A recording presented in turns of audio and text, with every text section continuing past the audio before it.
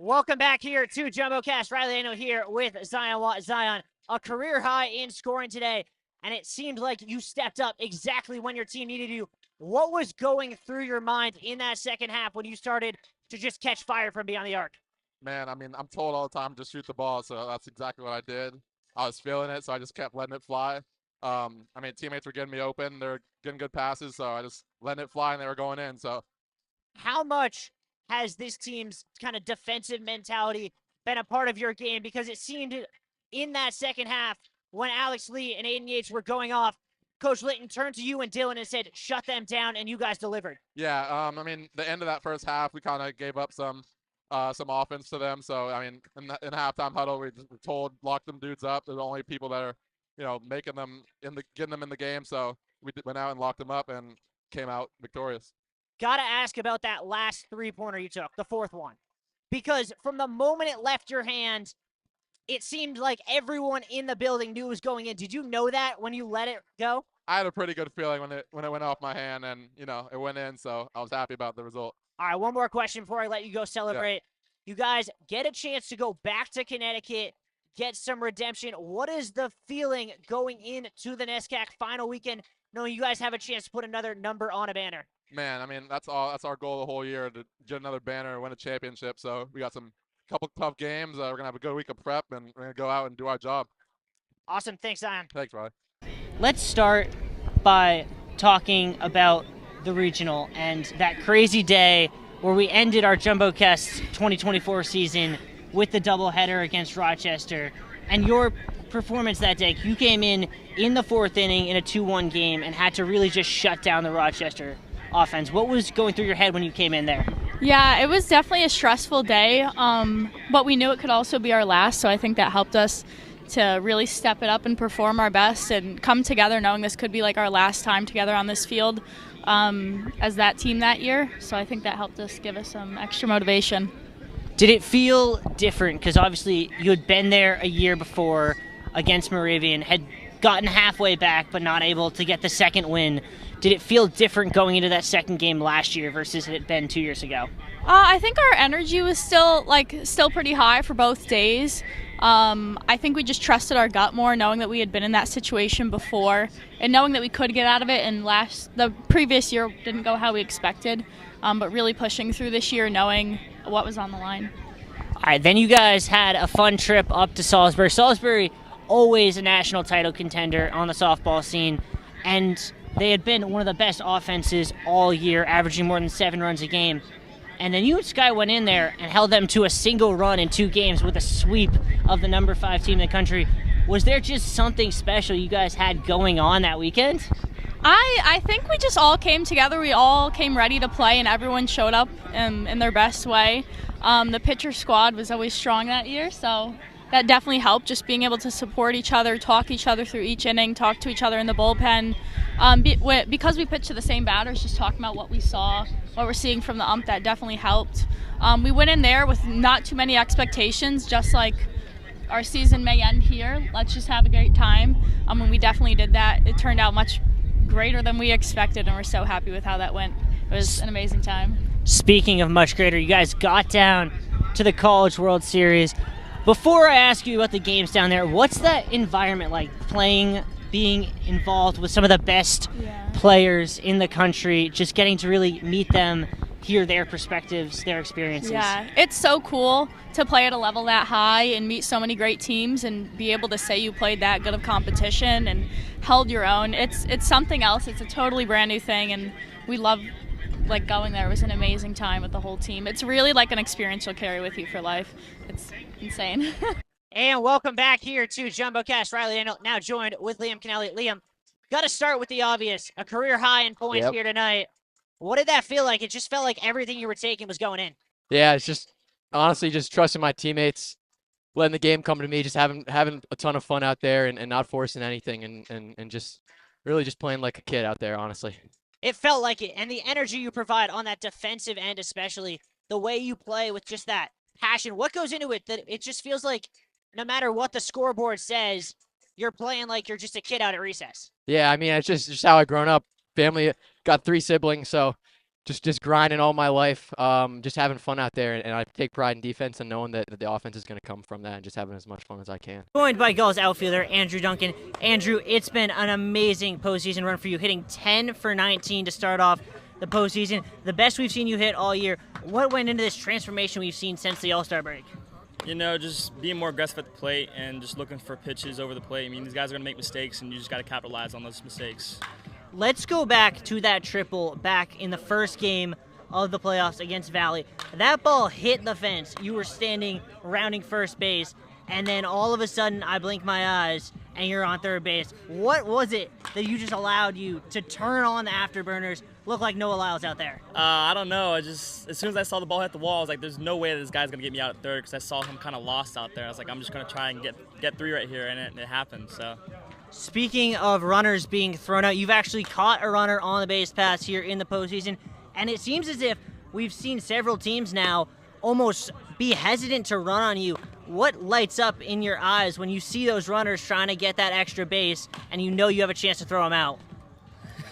Well, to be honest, it's like I don't know why they're running, so I'm going to just make a good throw and my guys will put the tag down, so that's about it. Yeah, they will, as they say from the dugout. Randy laughing along with us. A very happy Gulls team here pregame. Speaking of things that are made us happy, one of the most exciting moments of this season was Colby Holcomb getting drafted. Today we got some more news about him. He's going to Single A Dunedin. That's your hometown. Yeah, I saw What's that. your advice for Colby living down in Dunedin? You know, man, just keep doing big things and have fun. Well, welcome back to the Newport Gulls pregame show. I'm Riley Daniel, joined by Nico Brini. Nico, it seems crazy to say, but it is possible the next time we see you Gulls back at Guardians, you guys will have a playoff spot locked up. What's the mentality knowing it's only now with a match number of 6 here? There's really no difference. I mean, we do the same things we were doing all season, and hopefully it's locked up when we see you again. Speaking of things that have seemed to make no difference, you've recently moved from the 9 spot to leadoff, but it seems you're just hitting better and better. How has being in the leadoff spot changed your mentality, your approach at the plate? Honestly, it's just the difference of what pitches I'm seeing, but my approach has stayed the same, and if I get the pitch I'm looking for, hopefully it's been doing the same thing that I've been doing.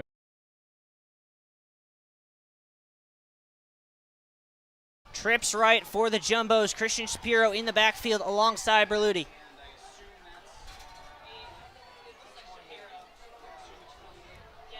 Fakes the handoff. Throws back. That one caught by Henry Fleckner. Looks to be about a 7-yard gain. Yeah, great little hitch route there. A little, pitch and catch, if you will, from your quarterback to your wide receiver.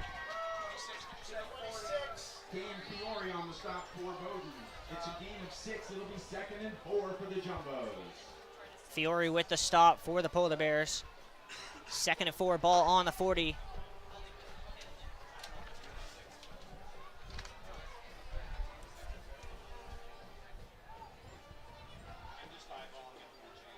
From the right side, Berluti takes the snap, looks to throw. Out route finds his man. That's Burton, and that's a first down. Little high-low smash concept on the right side. Easy pitch and catch again. What I noticed from all of last season was the offense is real easy for Berluti to run. It makes it all make a lot of sense. Same concept was on both sides of the field there. He just picked which side he liked to throw to. And just a measurable amount of calmness with Berluti in that backfield. Takes a look left, now in motion. Shapiro behind him. Handoff to Shapiro going right. Cannot find a hole. Might have lost a yard there. Yeah, great stuff by Bowden there. Way to really penetrate through the line, and now you get a tackle for loss and set Tufts behind the distance. Looking at like 2nd and 12 now. Yeah, and that right side of the line, the triplets we mentioned, there was a little bit of a gap there, which allowed Bowden to shoot it, get the tackle for the loss. It'll be 2nd and 12 now. Trips left.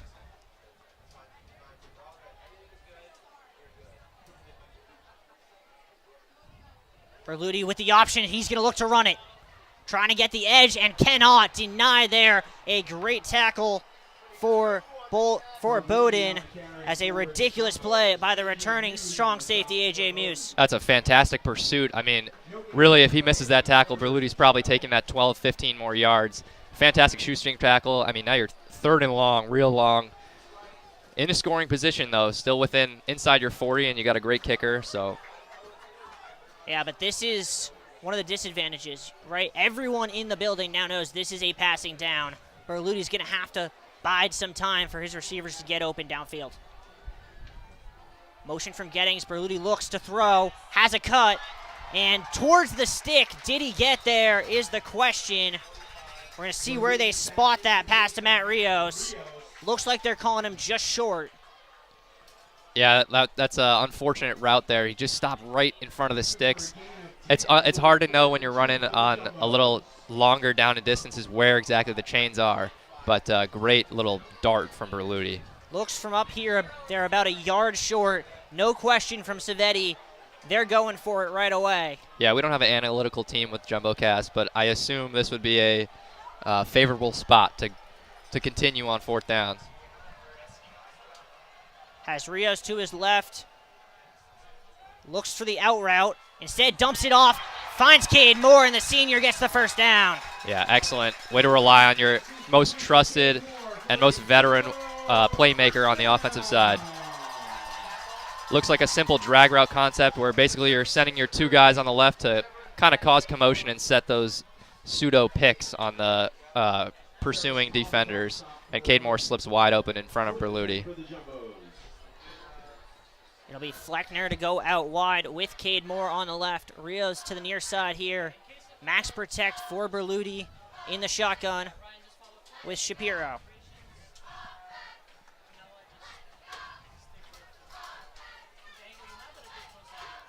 Two on the play clock, gets it off. Finds Fleckner in some space, around 1. Tries to get through another and gets down to about the 6. I love seeing this involvement in the short game from Fleckner. Last year they kind of used him just as like a more speed, deep route, stretch the field type of guy because he has unbelievable speed, but it's great to see him use a more developed route tree already in this first drive. And that's really his development, sort of the stuff we talked about in what you can learn in the offseason. Fleckner only joined the team, originally was recruited to play baseball, now a dual sport athlete, only joined the football team last year as a junior, and really has put in the work in the offseason. Bulk package in for the Jumbos. Berluti looking right. Handoff. Finding some space and into the end zone. Untouched is Christian Shapiro. 1 drive, 1 touchdown, and the Bows have a 6-0 lead. Excellent job from the Tufts offensive line. I had some questions pregame about if they were going to be able to move the Bowdoin defensive line, and that about answered it so far. Looked like they got a great push. Easy hole.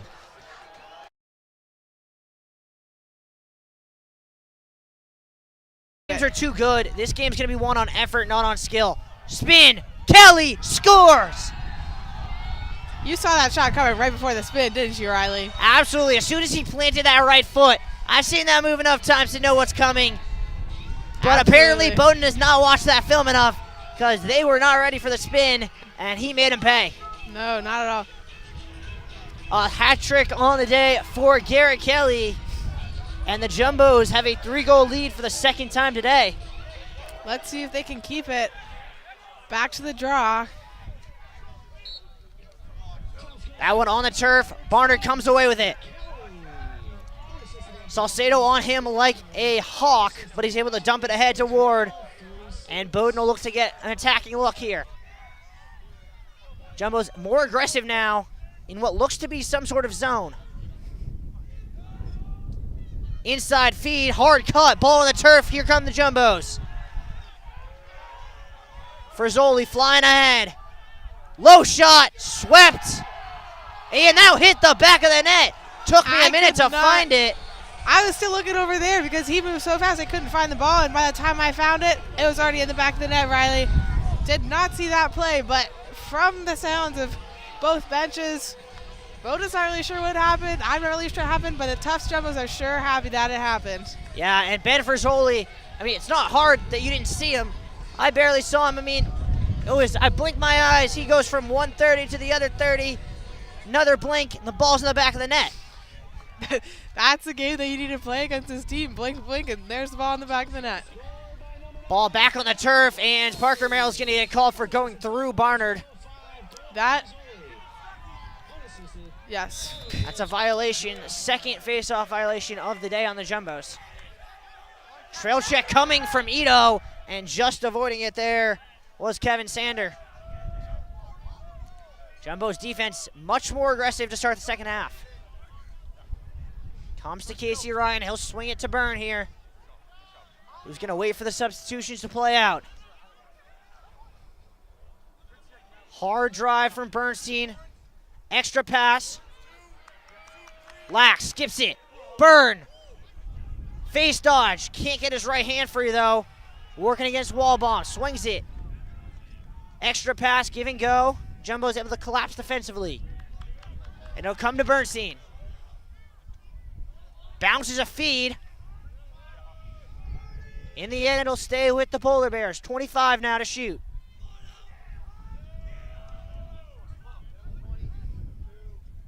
Here is Byrne with 20.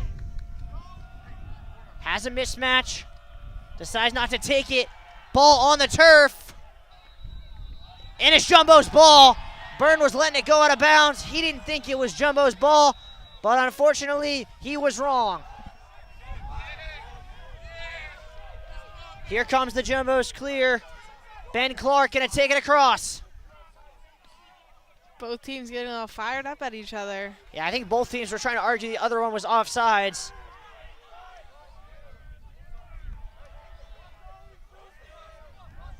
Regneri. Now to Sanfrazoli. He'll take a jog all the way to the X. Has Hauser to his right, goes left instead. Swings it all the way up top to Kevin Christmas. Lowers the left shoulder. Still running. Draws two now. Swivel pass. Regneri fakes the step down, takes the shot, and picks the corner. That was a beautiful shot, Riley. The little fake got me, too. Found the back of the net afterwards. Good celly over here by the Tufts. And I believe that is a hat trick for Jack Regneri, number 55, tying him for the all-time record for single-season goals for an underclassman. The Jumbos now with 12, and stop me if you've heard this before, another 6-goal run in this game.